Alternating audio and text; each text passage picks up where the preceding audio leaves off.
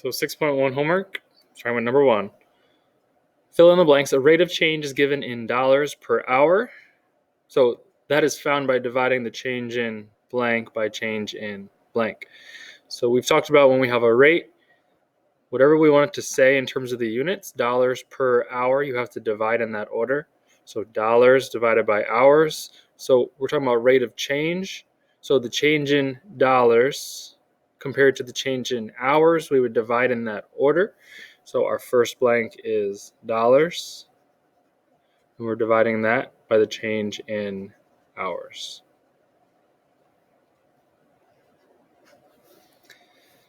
Number 2, first up, we're going to make a line graph of the data here. So just real quick sketch. Traditionally, and the way that makes the most sense, is you want to put anything that has to do with time on the bottom, so that as you move from left to right, you can follow time and see is something increasing over time or decreasing over time. If you put time up and down, it doesn't quite make as much sense. So we're going to consider birth to be 0. And now if you look, we went up to 4, and then 6, and then 12, and then 16, and then 24. So for the most part here, we are counting by 6. So if I was on graph paper, each one would be represented by 6. So that's what I'm going to go ahead and do. And I'll have to extend this a little bit. So we'll go a little bit further. 28, 32. And we didn't have to go that far. 24 would have been just fine. For the weight, we need to go up that high. So I need to get all the way up to 30. So for the sake of this, I'm just going to count by 5s.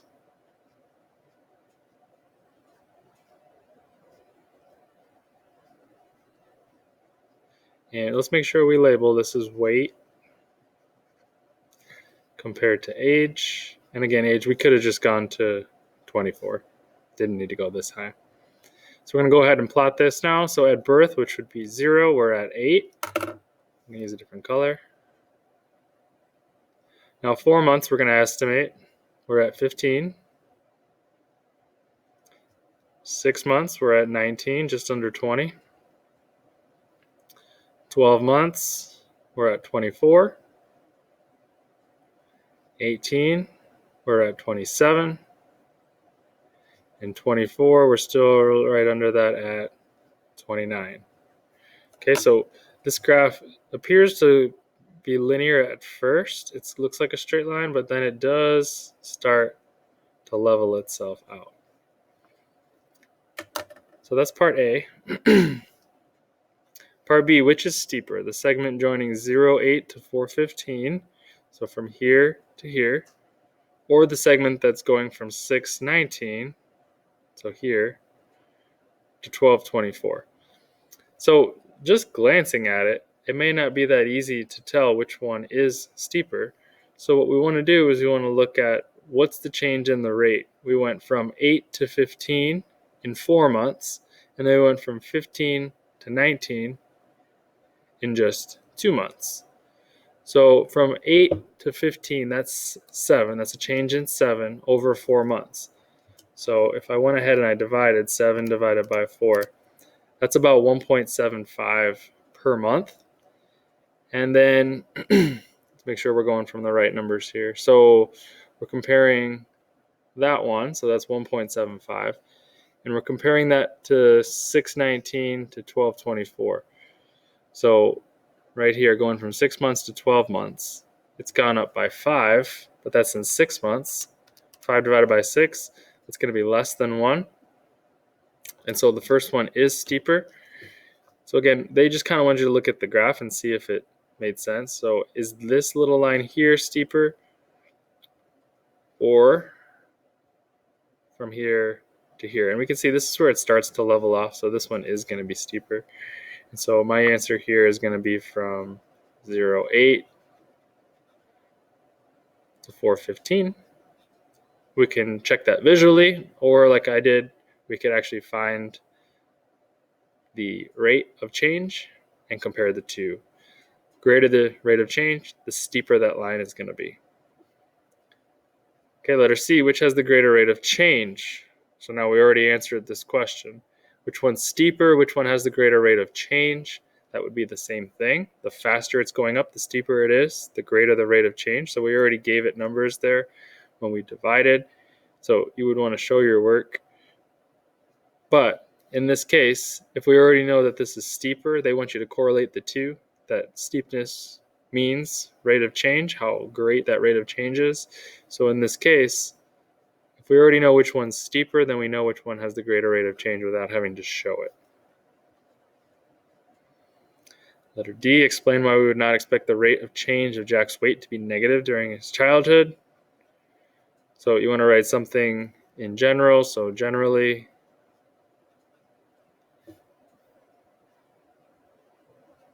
kids don't lose weight at this age.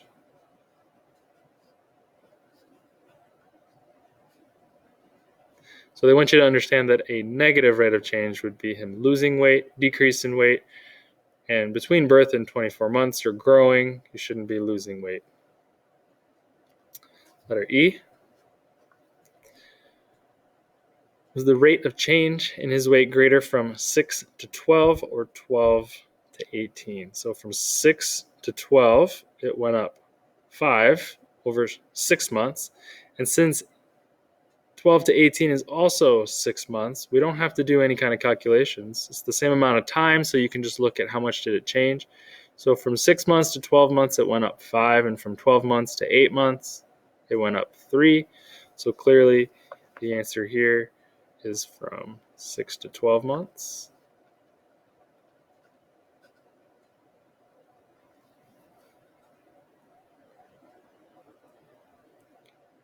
And letter F, what is the rate of change in his weight from birth to 24 months? So now we're going to go ahead and we're going to compare from birth to 24 months. Clearly, it wasn't steady. It wasn't a straight line on the graph. Okay, there was differences in these groups of 6 months. This one went up by 5, and then another one went up by 3, and then I went up by 2. So it is not consistent, but we're going to go ahead and average the whole thing out. And so we're going to the total change divided by the time and get it all the way down to just 1 month. So from 8 to 29, that's 21. And that's divided by 24. So let's make sure we can make sense of this. The weight changed by 21 pounds over the course of 24 months.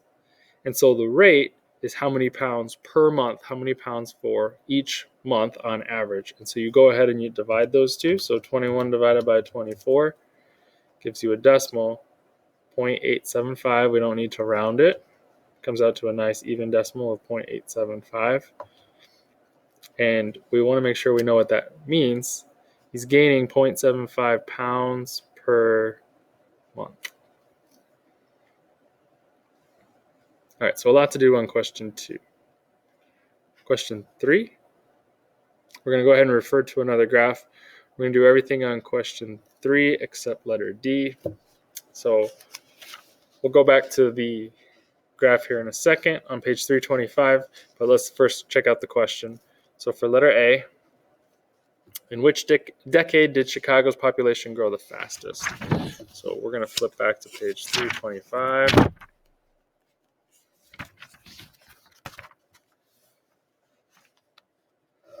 And we're trying to figure out of all of these, where did it grow the fastest? And so if you notice, you might look at it and be like, I can't tell, a decade is 10 years.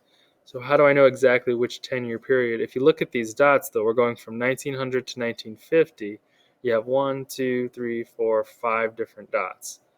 Okay, so each one of those represents a different decade. So this is 1910, 1920, 1930, 1940, and that gets us to 1950. So you need to be able to recognize that they're splitting this into 5 dots. So split 1900 to 1950 in 5, so they represent 10 years each.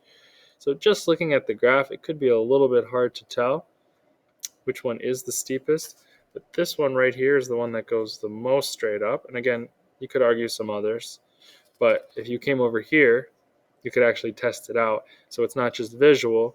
You could go ahead and look at the numbers These are all going up by 10 years, so you can compare the population growth across those 10 years. And the biggest jump is going to be from 1920 to 1930. And so they're asking what decade is that? So right here, that's your 1920s.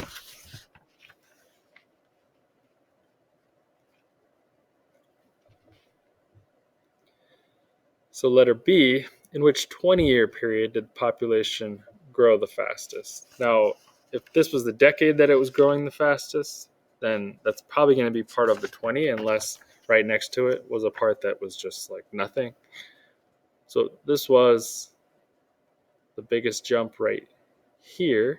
Here's from 20 to 30, and you can see right behind it was also a big jump. You wouldn't say from 1920 to 1940 because there's not a big jump there. Okay, it's all of this included. You could argue right here, looks like it's going to be even more. But if we go ahead and we actually check the numbers, the increase from 1910 to 1930, so from here to here, if you subtracted those two numbers, it's going to be bigger than this distance right here, if you found those out. And so the answer there, once you run through the numbers, it's between 1910 and 1930. Okay, and letter C, where did it decline the most? So we're only looking at the decreases. Okay, and it looks like it's right in here. You can see that's the biggest drop from one to the next going down. So this would be 1950, this is 1960, this is 1970, and that has the biggest drop going down. So that's the 1970s. And we didn't have to do letter D. So let's slide over to number 4.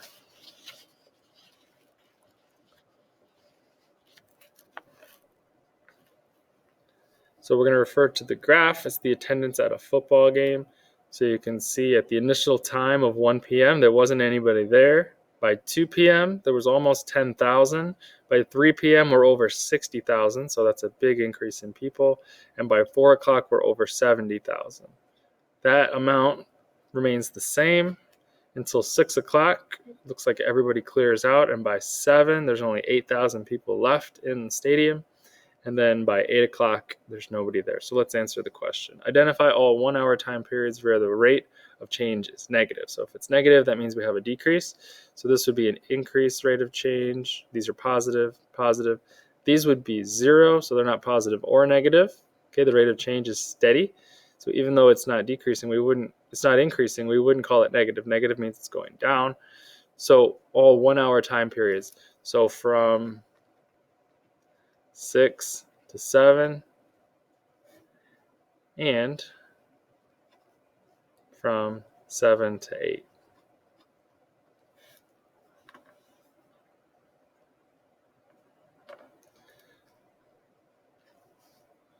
Number 5, did attendance increase or decrease between 2 and 3? So from 2 and 3, that's our biggest increase. So that's our answer right there. Number 6, calculate the rate of change in attendance between 5 and 6 p.m. You can see there's no change, so the rate of change would be 0.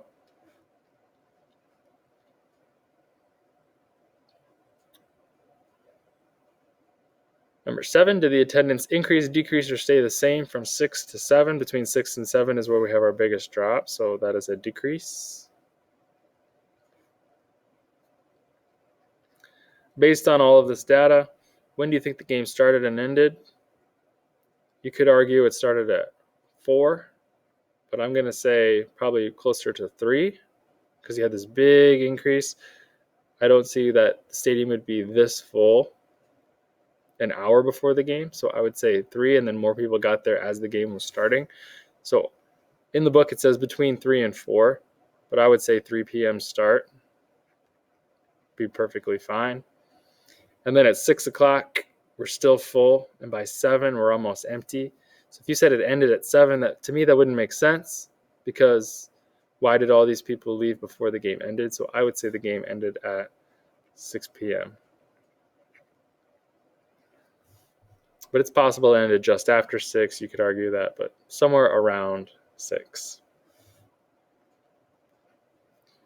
Okay, number 9, evaluate the expression y2 minus y1. This is our rate of change over x2 minus x1 for these 2 points. So you're going to subtract your y's on top. Now, the order that you choose these numbers doesn't matter. If you want to call this y2 and this y1, that's fine.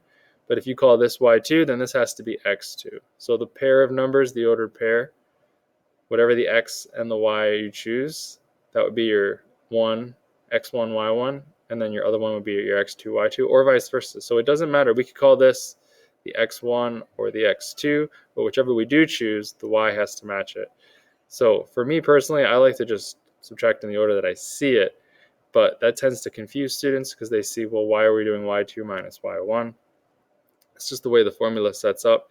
In general, we're going to have positive rates of change. And so the bigger number is going to be here because we had an increase. So we went from something small to something big. And so traditionally when we subtract to avoid more negative numbers, we're going to take the bigger number minus the smaller number. So that's why they start with y2. But it's not going to matter. You're still going to get the same answer. Doesn't matter which way you go as long as you're consistent on the top and the bottom. So I'm going to go ahead and set this up. 7 for my y2 minus 9 my y1. And I got to go in the same order. So if this was my y2, this is my x2. So negative 3 minus negative 6. And so I'm going to get negative 2 on top. This goes plus plus. So I get positive 3. So 1 negative, 1 positive, the whole thing's negative. Cannot be simplified any farther than that. So it's negative 2/3.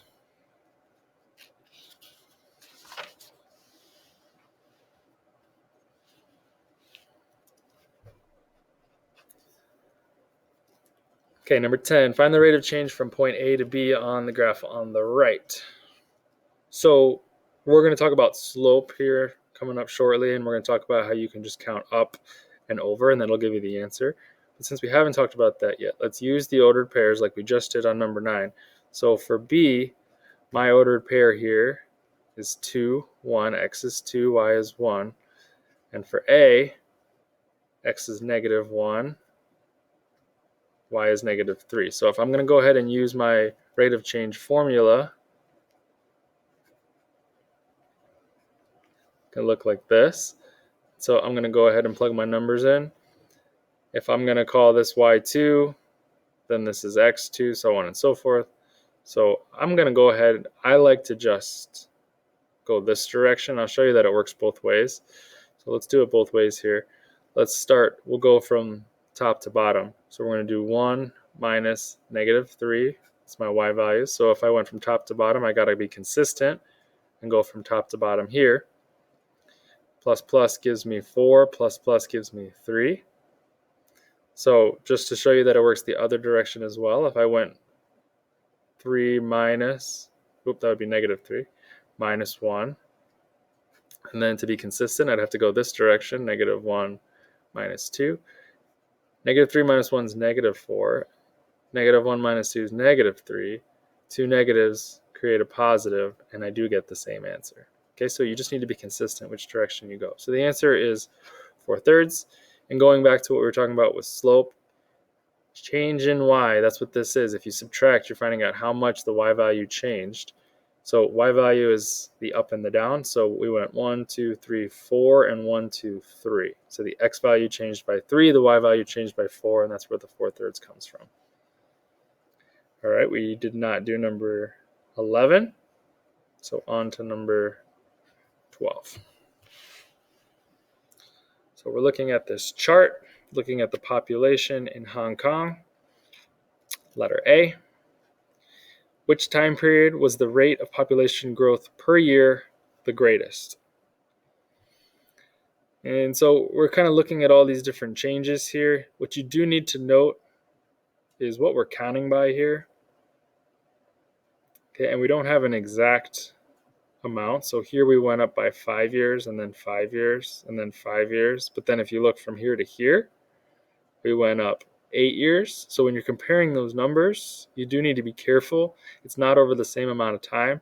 And then from here to here, that's 7 years. So they're not consistent in the distance between the years that they're giving you these stats. So you do need to be careful. You can't just look and see, where was the biggest increase? Because of course the biggest increase is going to be where there was the greater number of years. So it may not be a greater rate of change. It may not be changing at a faster rate per year during there. There was just a bigger time lapse. So of course the number is going to be bigger. So we do need to be careful and double check that. So these were all consistent, going up 5, 5, 5. So these we can compare. So this one's going up by about 500,000, about 400,000, about 300,000. Now, in this one, again, we're going up 8 years. If you just take a look, though, we went up way over 1 million. So for 8 years, even if you cut that in half for 4 years, which could be comparable to the 5, if this is over 1 million, we're still going to be over 500,000, which is greater than any of these increases. And then from here to here, even though this is 7 years, the increase was super tiny, 100,000 basically. So you can see that this is where the biggest increase is. So it's from 1991 to 1999, but not just because the number increased the most. Okay, you do have to take the number of years into consideration. And then letter B, Hong Kong has an area of 425 square miles. In 1999, so we're just looking at this information in 1999, how many people were there per square mile? So again, people per mile. So you're going to set it up in that order. So we're going to put people on top. And in 1999, it was 6,840,600. And we're going to compare that to people per square mile. There's 425 miles. So this many people in this many square miles, we want to find out the unit rate here. How many people per mile? So you go ahead and you divide those two numbers.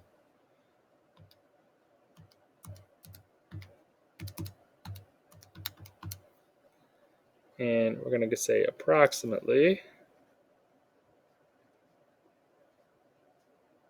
If you want to round it up, you could make this a 6 if you want to go to a whole number. But even if you left it 0.5, that's what the book did. They said about 16,095. But we're rounding. It's approximate. Perfectly good answer. All right, on to number 13.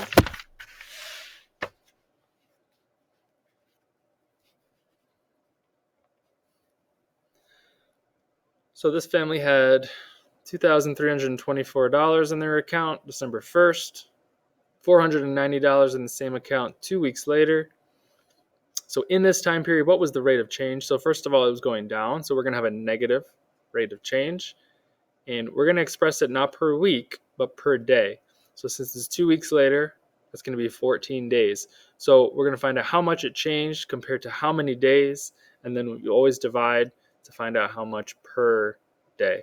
So first thing we need to do is find out what was the change in money. So 2324 minus 490 will give us our total change here of 1834.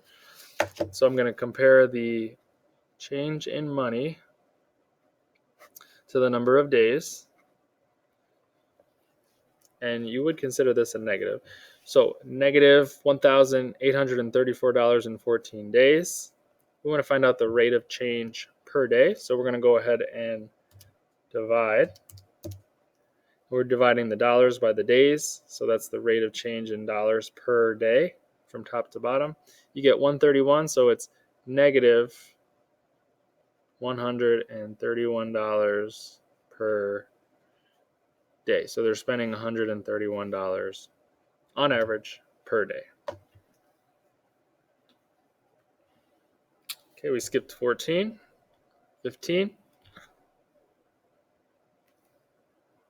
True or false? The rate 9 to 15 is equal to 3/5 to 1. So easiest way to do that is to go ahead and compare them. So comparing 9 to 15, you go ahead and you divide that. It comes out to 0.6. So if we take 3/5 and divide it by 1, well, first of all, that's just going to be 3/5. And if you turn 3/5 to a decimal, it's 0.6. So when they ask you to explain your answer, you can say that they give you the same rate, or you can just show your work that they are equal to each other, and so this is true. All right, then 18, kind of just going back to some pre-algebra practice. You're given this equation, and we're going to do 4 different problems here with it. So for letter A, we're going to find the value of y when x is 0. So if I plug 0 in for x, we're going to go ahead and we're going to solve for y. So this is just 0. So we're just left with 5y equals 10. Divide by 5. So y equals 2. So part B, find the value of y when x is 3. So now we're plugging in 3 for x, and we're going to go ahead and find y. So this is 6 plus 5y. We're going to minus 6 on both sides. So we have 5y equals 4, divide by the 5. And so y equals 4/5. If you actually divided that, that's 0.8. So you could either leave it as 4/5 or 0.8.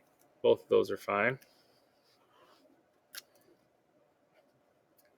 Letter C, find the value of x when y is 0. So we're looking for x. We're plugging in 0 for y. So we're just going to get 0 here. So 2x equals 10. Divide by the 2. X equals 5. And letter D, we'll squeeze this last one in.